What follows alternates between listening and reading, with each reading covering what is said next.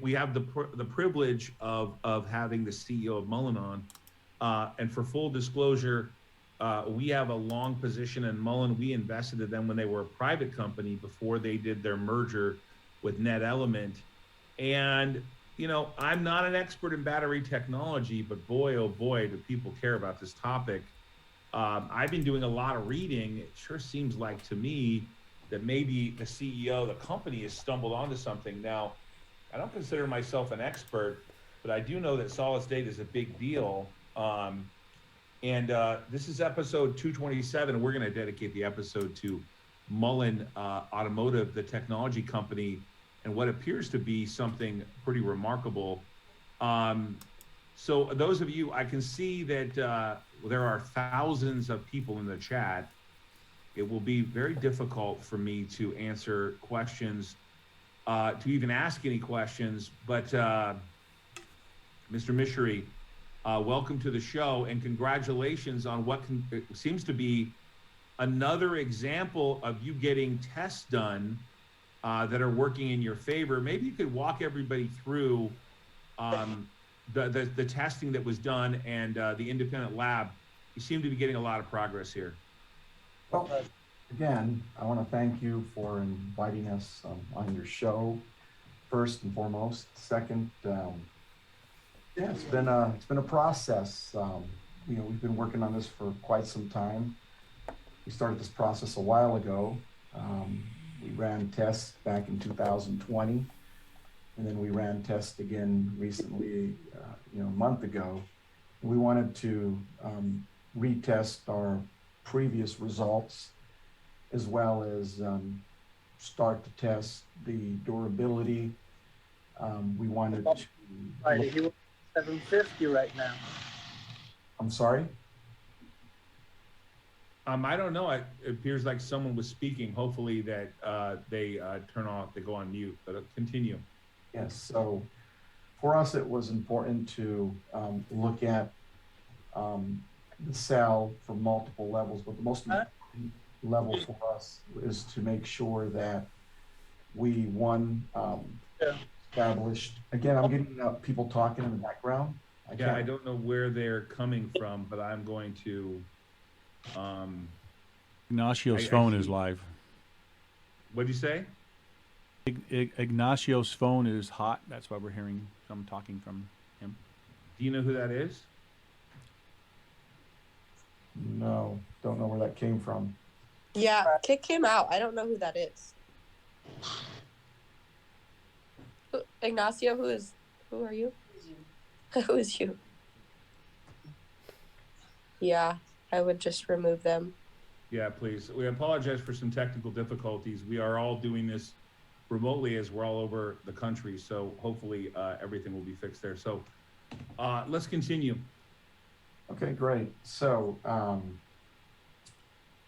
we wanted to first and foremost corroborate our results that we conducted back in 2020.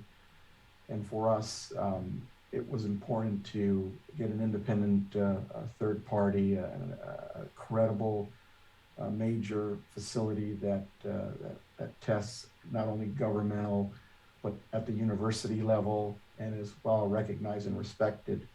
The test was a very lengthy process. It took about a month. We wanted to, make sure that the amperage, the voltage, which is the key component for us, was tested and then retested. So the results were, in our opinion, we were very satisfied with those results. They exceeded our rated ratings for the cell.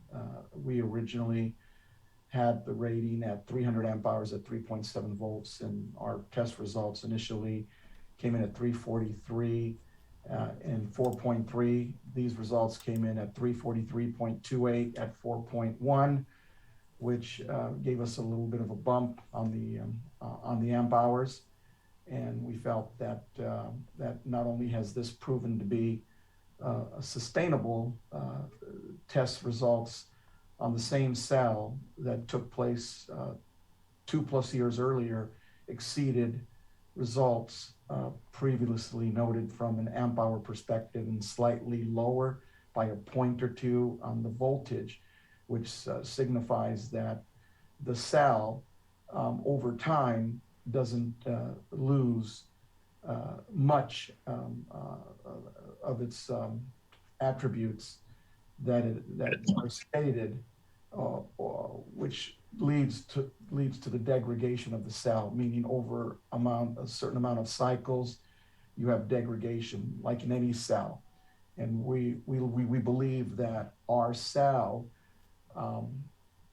has proven that it can sustain 343 plus amp hours at 4.1 volts, which were the recent test results, and previously 2 years plus earlier, at 343 at 4.2 volts, or 4.3, I'm sorry. So, that's significant for us. Right now, we're going to work on, how, different attributes of the cell, meaning puncture tests, safety related tests. And we're also scaling as we speak, taking these cells and scaling them to the vehicle pack level. So they'll go into a form factor that will fit into our vehicle and then be tested at that level. So we're proud that we can now scale to the vehicle pack level from the cell level. And that's a big plus for us. We think that this chemistry, when proven out over time, will show that not only does it have the capability of being a game changer, but it'll be a safe transition. And unlike what we have today with vehicles that catch on fire due to standard chemistries, all of those things are not going to be a factor as it relates to this new chemistry. You can, again, as I stated in prior conversations and in interviews, you could take a torch and burn a hole through this cell. It's not going to do anything. You could submerge it in salt water and it's going to be fine. It's going to work. Can't do that with conventional chemistry. Then when it comes time to dispose, if you dispose of this, and we look at it, we could repurpose this cell after, I don't know, call it a decade if we choose to, and we could put them into energy storage and repurpose them that way. We could even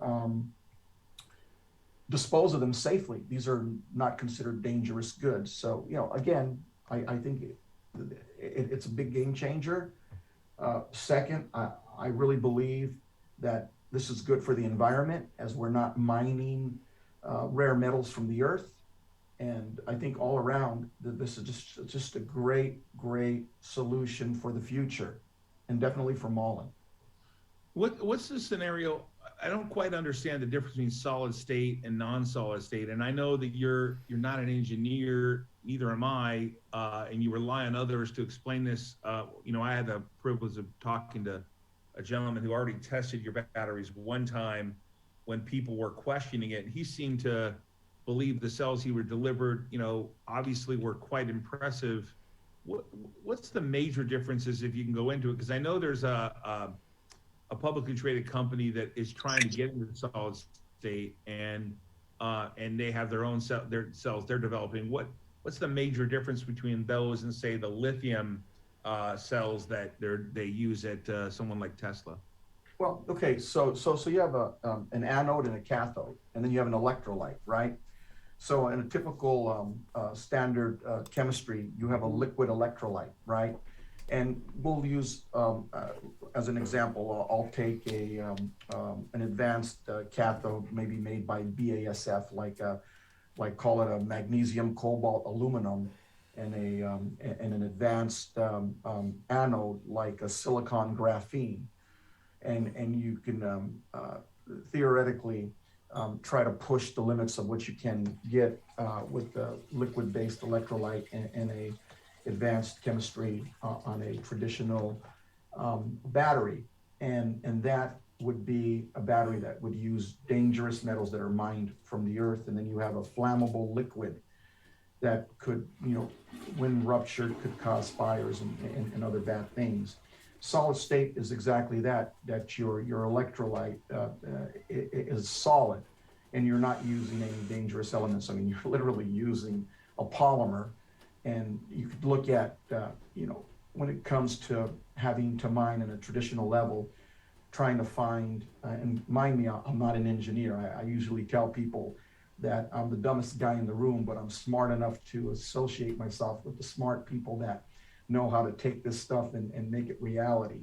Though I've had a little bit of engineering experience when I spent, a year at Caltech, so I understand a little bit about it. But again, I defer to the experts, and I can tell you that rare metals that are mined from the earth are not in abundance. And when you look for these metals to produce these cells that are conventionally used in vehicles today, at some point we're going to run out of those materials, like you do for a gas vehicle, for an ICE vehicle, where you have oil that converts to gasoline. And obviously gasoline has the highest level of efficiency.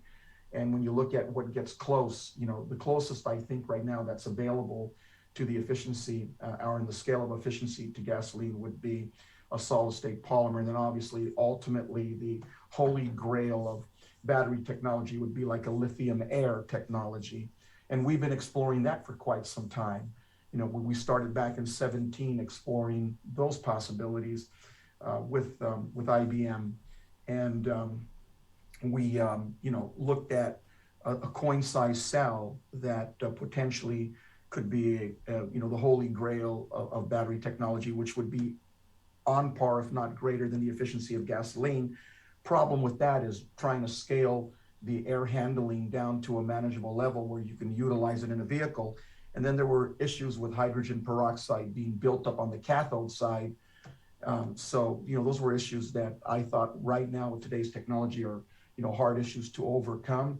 So the next best thing was obviously a solid state polymer solution, which is on the next level of efficiency, is right below lithium air. So you would have gasoline, lithium air, and then let's say a solid state polymer. The safest being the solid state polymer. So to answer your question, when it comes time to have a come to Jesus, and you can't go get your lithium, you can't mine any more cobalt, aluminum, the rare metals that you need for these conventional batteries, the only real solution you have are these solid state polymers, which the materials are readily available. I mean, it's like having sand on a beach. You're never going to run out of it. So from my perspective, everyone has to transition to this point if they want to be able to produce vehicles, and not just vehicles, produce batteries that are utilized in phones, utilized in homes, utilized in appliances, and just almost everything that operates today has some form of battery component to it. So we're thinking, not just vehicles, we're thinking about other areas. And one of the things that's important for us when we're now scaling to the vehicle pack level, we're also going to look how we can scale down to like a phone, or scale to the level of, providing, smaller, more usable, longer lasting, safe solutions for other industries, and making our batteries at some point in the future available to everyone. Again, we want to be a participant in advancing society and being able to offer green solutions that are safe, economical, and in abundance. So vehicles are one step to fulfilling that goal. Ultimately, we'd like to get rid of the dependency on fossil fuels and the dependency on rare earth materials. So it's a whole ecosystem of being able to be green that's important to us. And it starts with thinking out of the box and what can you do to help the guy next to you. And again, I tell people all the time, our solutions, if we can get them to a point where they can be commercialized, and we're going to try like hell to do that, we're going to offer them to everybody. Anybody that needs them can come get them from us, no problem. So is it the idea that you'll license them, or do you expect yourself to be a manufacturer? I know. Oh, I want to be like Bluetooth. I want to license it out to everybody. Got it. Makes sense. The what is the other sort of? I mean, are there any other competitors out there? I think the symbol is QS. I know they've been at it for a while, but what are the competitors out there in solid state storage that you're paying attention to or are there none that you're really on your radar? I don't really pay attention, to be quite honest with you, with what other people are doing. I got so much to do in a day. I literally start my day at 5 a.m. and at 12 midnight, I'm still going. You know, I work 7 days a week. I have no holidays. Everyone was enjoying, you know, this last holiday weekend. I was working, as you know. And, you know, I don't take a break because I'm on a mission. I'm trying to, you know, accomplish something here. You know, I'm trying to, you know, change the world if I can. And it starts with bringing, you know, great products and a work ethic, you know, not just with me, but with everybody attached to me. And, you know, we want to put Americans back to work. That's the primary goal. And we also want to deliver safe and reliable products. And whatever we got to do, no matter how hard I got to work, I'm going to do it to get to that point.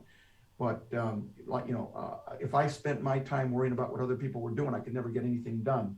So I'm just focused on getting what we need to do done. And whoever gets there first, God bless them. And I'm going to cheer them on. I think everybody has something to add to it, and we're gonna, you know, continue to do what we're doing and focus. You know, we're gonna dig down deep, get into those trenches, roll our sleeves up. We're gonna work really hard to try to give people the best solution that you possibly can. Yeah, I think what's important for understanding, I think I see a lot of people in the audience, and this will probably be replayed, is that you had an independent lab not related to you test these results. And this is the second time you've done this. Can you go into the reason why people should pay more attention to the second test, you know, this verification process? Because I know that obviously people are always a skeptic when you have innovation. I've seen it before myself over my 33-year career. I've seen people question, and then they turn into believers. I happen to be in Indiana, ironically, for the Indy 500, and I'm headed up, had a couple meetings here, but I noticed that Ben Reisman, president of the CEO and CEO of the Battery Innovation Center, you know, obviously verified these tests. I wonder if you could just kind of go into why people should understand that you've done these independently and why you're doing that. I presume, obviously, it's a sort of a standard practice, but I've never been into this type of space. And then I have a second question with you. Probably one of the top questions asked is about Elon Musk. Apparently people think you have a relationship there, and I don't know whether you can comment, but let's talk about why you're having independent tests done. Well, this is more for my purposes, really, meaning I fully believe in EV Grid. They're a smaller company, and they were within my budget when I hired them in 2019 and 20 to perform these tests. I wanted to corroborate what my engineers were telling me. And so I conducted the test, and then I wanted to take the exact same cell that was tested several years ago and subject it to a battery of tests, not a new cell, but the same cell, so that I can see, one, what results we were going to get, and two, how its durability over time, right? Which is a really key factor. You have what are called shelf lives. So I was very interested in seeing how the original cell that was tested by EV Grid would hold up to testing done by a major facility like Battery Innovation, you know, centers. Meaning, I didn't go get a brand new cell and say, here you go, test this. I took the same cell from 2 years ago, 2+ years ago, and said, here, test it again, because I'm curious to see how it held up. Now I'm providing additional cells, an additional 5 cells to, you know, to do a battery of different tests. But, you know, these tests are being done because I want them done, because I want to know. Now, I don't mind sharing that information. Again, you know, I'm a public company, so it's very difficult to share any information that's non-public, but I can do it, you know, once it becomes public, which I'm doing right now. But again, like I said, there's no other reason other than, you know, satisfaction to myself to know that I still have the same results, if not better, and that when I'm telling people that we got 343 amp hours, I better have 343 amp hours. So, you know, it's important, right? We as a society, got to start trusting in each other and work with each other to try to progress not just our own society, but the world around us.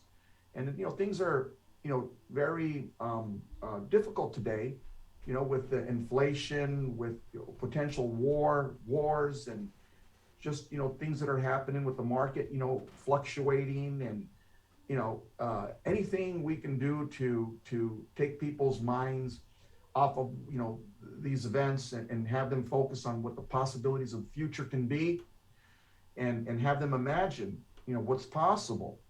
Because again, look, hey, a little company from 10 years ago started out with, a gas-powered hybrid type of vehicle, and has progressed today to a electric vehicle with a potential for a game changer with a solid-state polymer solution. And don't get me wrong, we're not the only guys doing it. There's a lot of guys out there that have their own ideas, their own chemistries, and they're trying to progress like we are. And I wish them all the luck in the world. But this is like a race. You mentioned you were at an Indy for Indianapolis. I remember back in 2019, we ran commercials on Indy, right? They ran on NBC, and we had a blimp that flew over the race, and and we were really pushing our debut as a electric vehicle company in 2019. We were at the New York Auto Show, the Javits Center, and we debuted the Dragonfly, and got a tremendous response. And we took that car and we toured it all over the country. We went to Indianapolis. We ran those spots for the Dragonfly out there. We sponsored both the Detroit Grand Prix. We ended, the year off at Pebble Beach, and I thought we did some really good things there.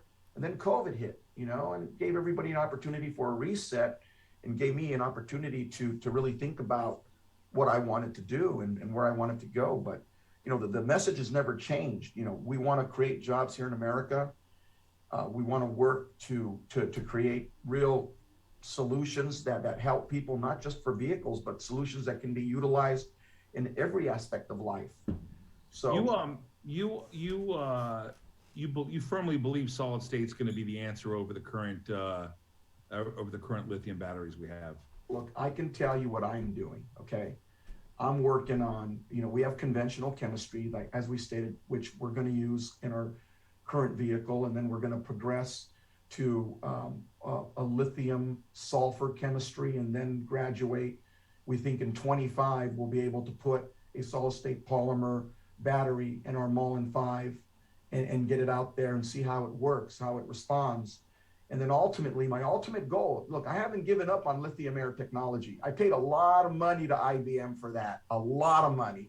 So, I'm going to progress that as much as I can. Now, look, I'm not promising I'm going to get to the finish line, but I got engineers that are going to be dedicated to try to get that IP and solve the issues. One, the air handling, and two, the hydrogen peroxide on the cathode, the buildup. And maybe somewhere down the line, Mullen can have a lithium air solution that would progress Mullen into year 3000. So again, we're constantly evolving as a society, and we're evolving as a company, and we're looking forward to the future, because we know what we can accomplish when we can imagine what's possible. And that's really what. So I don't know. I get a lot of questions. Why are there so many questions about a relationship with Elon Musk and Tesla? Is this something that people know about, or they're speculating about? I think people just talk. Every now and then I'll look at Twitter or Reddit, and I've heard all sorts of craziness. I've heard that we're we're going to be doing something with 7-Eleven, CVS. I heard that I was hanging out with Jeff Bezos, which is all a bunch of craziness. I mean, I don't worry about what people say, Todd. I mean, look, shit, excuse my French, I apologize. I mean, they had me hanging out with Abraham Lincoln not too long ago. You have a big following. In fact, I thought at one point that we had a big following at BitNile, but you guys have a tremendous following. I think people are rooting for you. I noticed you have some shirt on is what kind of what is the shirt? It's a Mullen Army shirt. I'll show it to you. So probably because of the green screen, you really can't see it, but Oh, I can see it fine. Yeah, for sure. it's for me, it shows, the development, the car in the background that I'm leaning on is the Mullen FIVE that we took from a clay to a show car, and now we're taking it to the next level, and just every step of the way has meant something very special to me. So and there's people out there that call themselves the Mullen Army, and I made a shirt to in respect to them and to thank them for their support with the picture. That means a lot to me about the development of a car that I was responsible for with my team from the ground up, meaning every aspect of that vehicle, from the design, from Andreas Thurner, from Thurner Design, designing it, sitting with me, going back and forth with what I wanted in a vehicle. And what's funny is we're going to do that too, again, with the redesign of the Dragonfly. I want to give it a refresh with some amazing performance specs. I want to use the same drivetrain in the Mullen FIVE RS and use it in the Dragonfly. I want that car to go 200 miles an hour, and I want it to do 0 to 60 in 1.9 seconds. I want to get out there with you, Todd, and go around the track a couple times. What's the story with I've been reading about this tour you're going to go on. When does it start? It says 19 cities. What's the plan? What are you going to take? What are you going to take on tour? Well, I'm going to tell you right now. I had that was a little deliberate there because I want to get out there with the car too, and I'm thinking I'm going to pop up on some cities. I'm not going to say which ones, but go for some rides with some of these investors of ours and people that have been supporting us. But we're initially going to start, I believe, in October. I don't have it in front of me, so please don't take me for that exact date, but I believe it's in October. We're going to have the Mullen FIVE out there. We're going to go to some tracks and areas where we're going to allow people to get in that car and physically drive it themselves and push that car to its limits. And then we're going to continue that again in the first quarter of maybe March of 2023, where we're going to redo it and call it the second leg, but we're going to bring in the bad boy. I call him the devil. We're going to bring in the Mullen FIVE RS, and that boy is going to be a rocket. It's when they see it, it's going to be one of the most aggressive looking. Everyone's going to want one. That I can guarantee that. It's going to be a beautiful car with performance that's mind-boggling. They're going to be able to get now. They can't drive it because I don't want them to wreck it. But they will. I'm going to hire some Formula E race car drivers, and I'm going to have a couple of these guys giving rides to as many people as we can, and I'm going to try, so that they don't scare them too much. We don't want them to throw up in the car, but they're going to experience 200 miles an hour, and they're going to experience going 0 to 60 in 1.9 seconds, and then they're going to look at that car, and I know I personally, and you can. Look at it yourself and make your own determination. This thing is one bad boy, and when you see it, you're going to want one. I know you're going to want one, Todd. I saw the Dragonfly's mock-up when I was there at your facility. Quite honestly, the car behind you I thought was really beautiful. The Mullen FIVE RS is the car behind me on steroids, and that's the car that I'm telling you, you're going to want one. But that's you're going to be able to drive the Mullen FIVE yourself and push it to the limits. But you're going to get a ride in the Mullen FIVE RS because that car is crazy fast. I mean, it's mind-boggling on how fast that car is. I over 1,100 horsepower. I participated in the IPO way back in the day with Tesla, and it's funny. I see it's a challenge here. Sometimes people get lucky. I I think maybe there are some similarities to you and I, and that is, we have a drug, Alzamend, in phase 2. ALZN is the symbol. It's on the NASDAQ. We brought it public last year. I get nothing but people telling me that you're not really a drug. And then we go into phase 1, and then we get through phase 1, and then we get into phase 2, and now we're actually treating Alzheimer's patients. And yet there's so much skepticism. I saw the same thing with Elon for a long time. I mean, remember, they've been pounding him for years, telling him that he wasn't going to be able to get it done. And then the one I remembered, by the way, was QuantumScape. It has about a $5.5 billion market cap. At one point, I think it was like 20 billion. And I'm not comparing the two, but they have solid state source. You have solid state source. Obviously, if you were to have stumbled onto something in solid state source and you were to partner a license with this, how big of a marketplace do you think that is for people to understand sort of the addressable market you think in solid state source? Well, look, we use batteries for a lot of things, not just vehicles. If you can create a safe, reliable solution that can be duplicated and do it efficiently, then there's going to be a market for you. All I can tell you is that we're going to work really hard to commercialize our solution and make it available to everyone. That's our goal. And we wish we could be so lucky as to someday be able to be even mentioned in the same sentence with a great company like Tesla.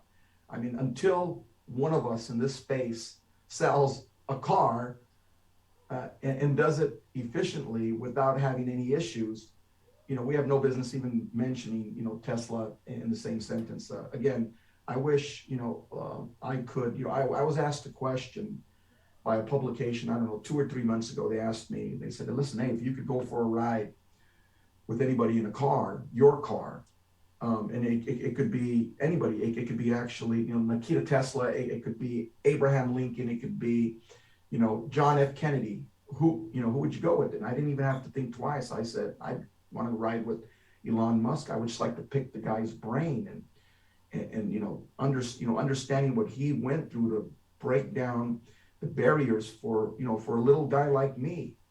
It came out of nowhere, that's worked like a dog for a decade, to have an opportunity to run a public company and an opportunity to help Americans get back to work, and then maybe even someday be able to be a Tesla, but until you can sell 1 million cars, don't even mention that. Well, I think it's great to see that you got it independently tested, and obviously we'll look for what's next. We invested with you when you were a private company, and obviously we've had some continued forward rights to make future investments. And so for those out there who follow this, know for sure that we're long Mullen, and obviously you guys have got to do your own research. But it's clear you've attracted a lot of followers. How do they get that shirt? How do you get the Mullen Army shirt? Well, it's a funny story. My marketing guys and some of our social media guys had noticed that, and I'm very grateful. I thank God every day for the support that we receive. And I noticed maybe a couple of months ago, 2 or 3 months ago, a bunch of groups of people, had surfaced, and they started to call themselves, the Mullen Army.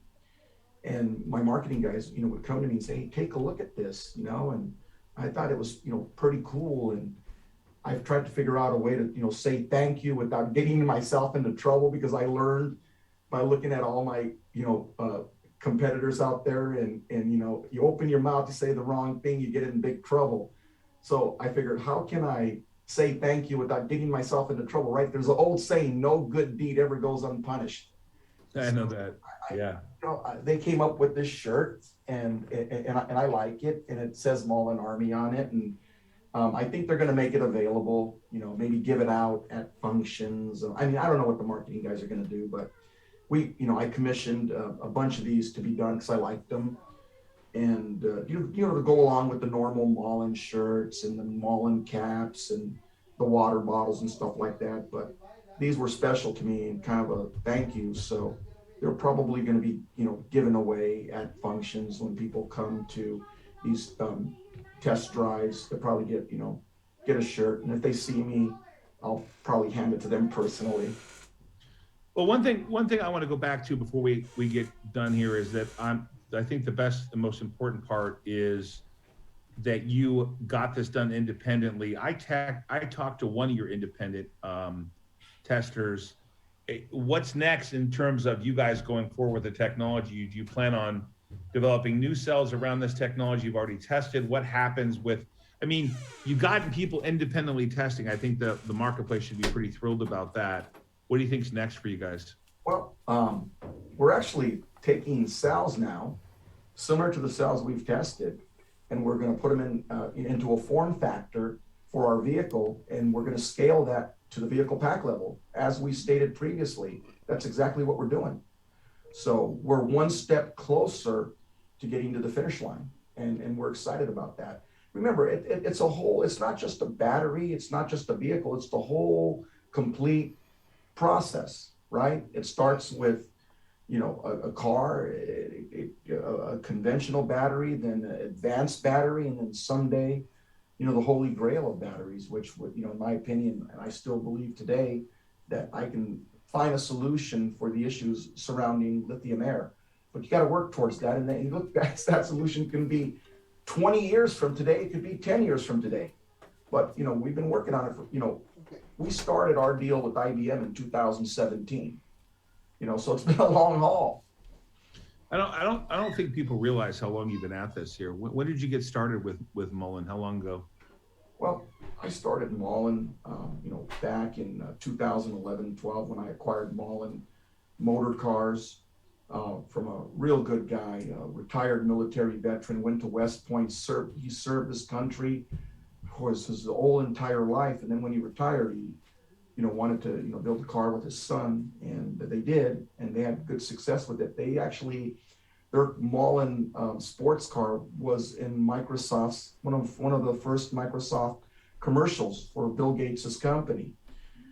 They got a lot of attention. They sold some cars, and then, he got old and, just couldn't do it anymore. And, I liked him as a person. I was, I liked his war stories. And one day he took me down to the barn, and literally a barn, and showed me, the parts and the vehicle that was in mothballs. And I thought it was cool. I was looking for something to do. So I made a deal to buy the company, and then, realized quickly that, his car, the build on the car was about $80,000 to build that car. And it was a hybrid, one of the first hybrids ever. They were, Mullen Motor Company was experimenting with electric vehicles way before there was ever even a Tesla. You could validate that by going online and looking for yourself. No, I saw some of the original ones. I believe I saw some of the original ones at your facility in California. The one of them kind of looked like Ferrari almost. Yeah, well, yeah. I mean, it was a good looking car. I took it to the November 2014 LA Auto Show with the Coda car. So my bright idea, right? When I realized that I didn't want to spend $80,000 to build a hybrid sports car and have to sell it for $1.25, when realizing that at that point in time, you could get a Ferrari for the same amount of money. And, common sense was, look, if I'm the consumer, am I going to buy a moderately known brand or a known brand? And I chose that I would buy the Ferrari over the Mullen.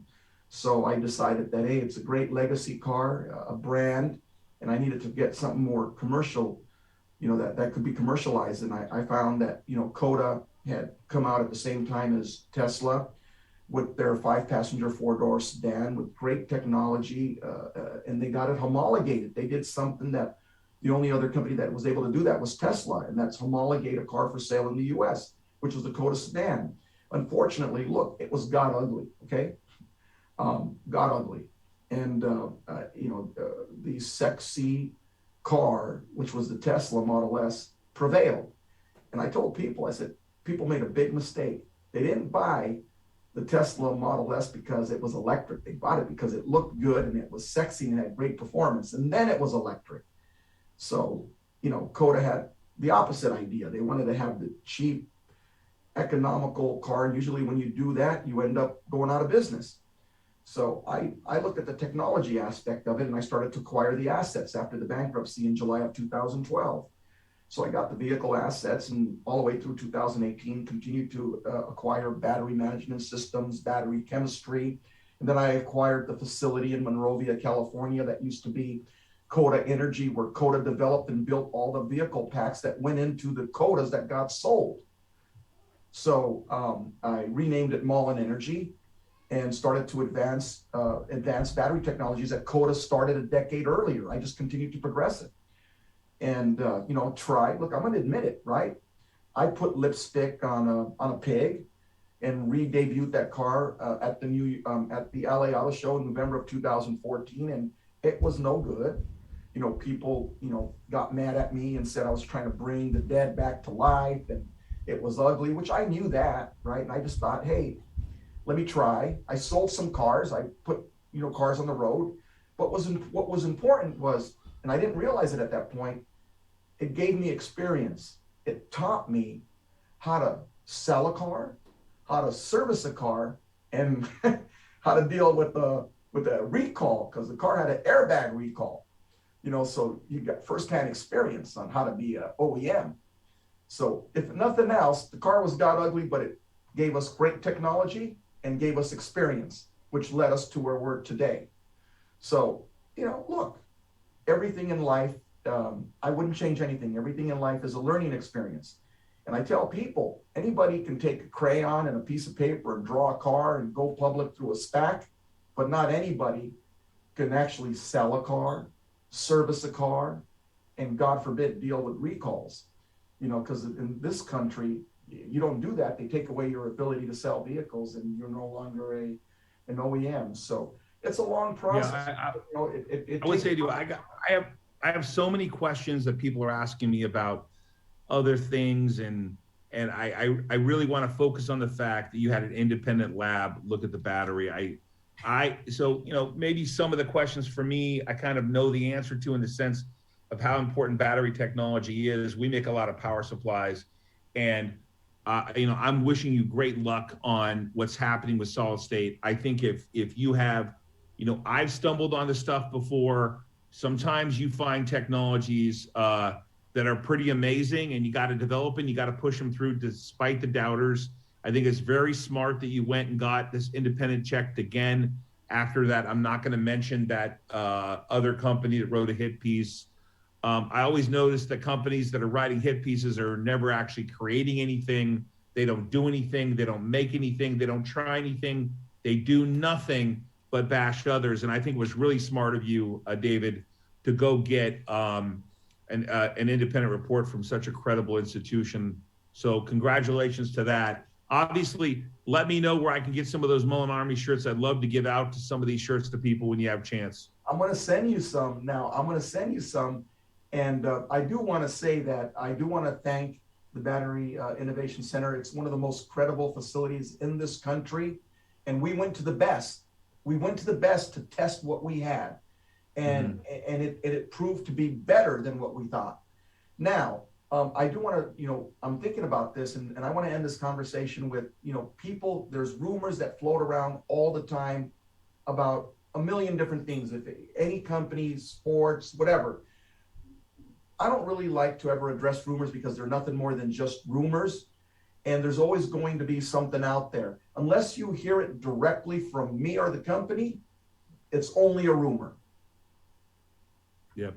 Hey, appreciate it, David, so much. And obviously, we'll look forward to future news. Those of you who are on this program realize we are long the stock, and we are shareholders. We invest in the company when it was a private company. So therefore, you needed to do your own research. I have only had a chance to visit David once in person, got to see the car, talk a little business. But I was impressed that you got a second test, and we'll look for more information from you to find out. Obviously, it's an interesting development here. And the funny part about it is I've been doing this for 32 years, and I invested in a technology called Surge Account Medical. And people thought, Todd, what do you know about medical companies? And Ultimately, that thing became the standard of care and was bought by Stryker for 120 million. I can see technology when people are not believers, and what you got to do is you got to keep pressing forward despite the doubters. David, you're doing that. It's tough to be public. It's tough to deal with thousands of shareholders wanting something today, but I'm impressed that you pushing forward with the battery technology. We look forward to future results from you. Thanks for being with us, David, so much. Just the beginning, Todd. Just the beginning. I believe that. You got a lot going on, and boy, I was going to say one thing. You probably had, I think there's like 30, I mean, there's thousands of people in the comments today, but one thing for sure that blows me away is you've got a lot of comments about Elon Musk. So somebody may know something I don't know. Rumors. Anyways, you never know. I mean, rumors. You gotta stay away from rumors. It gets you into trouble. Yeah. We'll ignore that. I guess I got a lot of other questions here people are asking, but I want to end on the fact that you went to a credible institution and got the test done. David, we appreciate your time. Take care, buddy. Be well. I appreciate you and everything you've done for us. Thank you. Thank you, man.